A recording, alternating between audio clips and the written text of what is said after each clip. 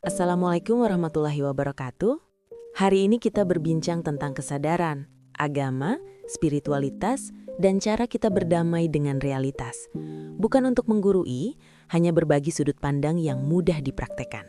Waalaikumsalam warahmatullahi wabarakatuh. Saya ingin bertanya pelan-pelan karena tema ini sering bikin orang defensif. Saya sering dengar orang bilang agama itu aturan, spiritual itu perjalanan batin. Tapi kalau ditanya bedanya apa secara sederhana, saya bingung. Menurut Anda, bedanya di mana? Secara sederhana begini, agama biasanya hadir sebagai jalan yang terstruktur. Ada adab, aturan, ibadah, dan komunitas. Spiritualitas lebih menekankan pengalaman batin, mengenal diri, mengolah niat, mengamati ego, dan belajar hadir utuh.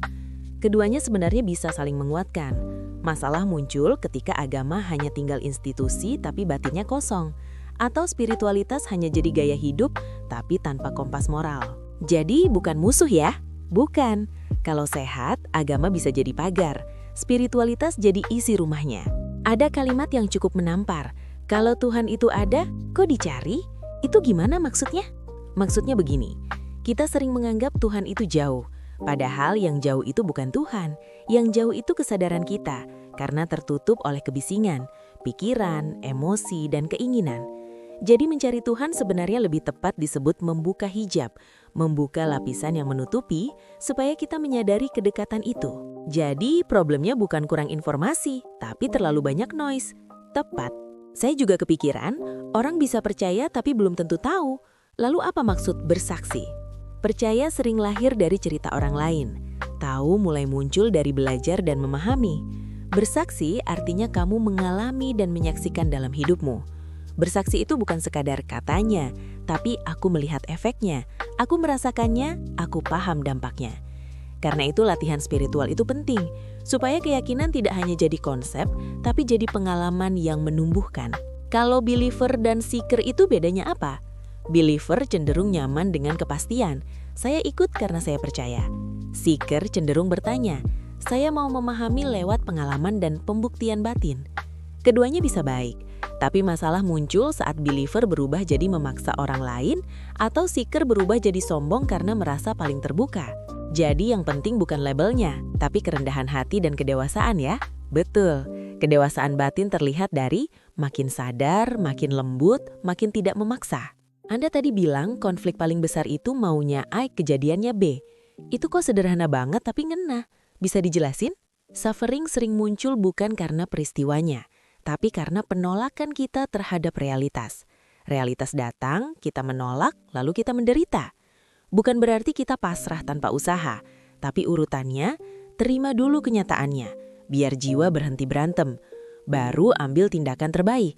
Jadi penerimaan itu bukan menyerah ya. Penerimaan itu berhenti perang, bukan berhenti berjalan.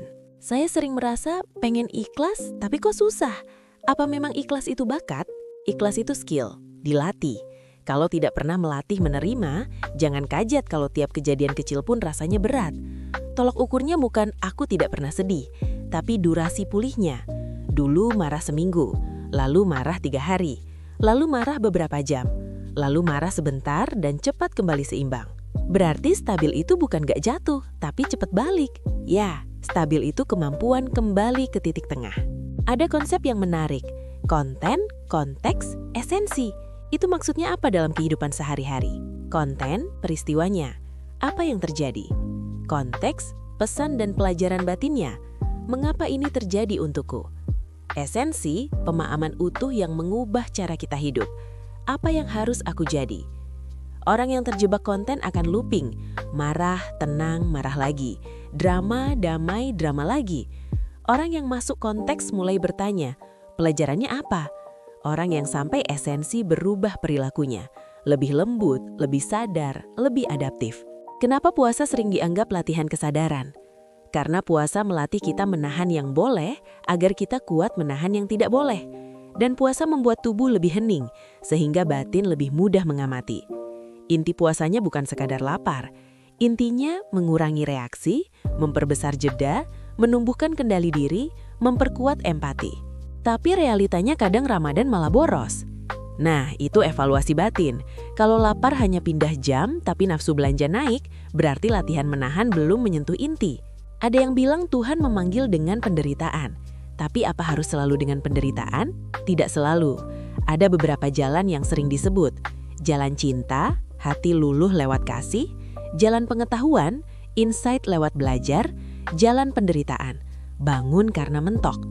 Tapi memang penderitaan itu sering jadi alarm paling keras. Karena ketika nyaman, kita sering lupa mengamati diri.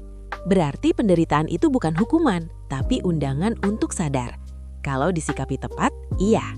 Kalau orang nonton video ini, praktik paling sederhana apa yang bisa dicoba? 3 hal yang ringan.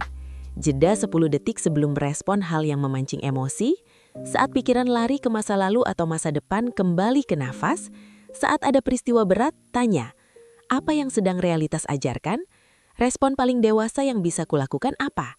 Jadi intinya kita tidak diminta jadi suci terus, tapi diminta cepat kembali sadar. Betul, kita manusia, naik turun itu normal. Yang dilatih adalah kemampuan kembali ke tengah, lebih cepat, lebih jernih, lebih lembut. Terima kasih, ini rasanya seperti peta, biar saya nggak muter di tempat yang sama. Sama-sama, semoga bermanfaat. Wassalamualaikum warahmatullahi wabarakatuh.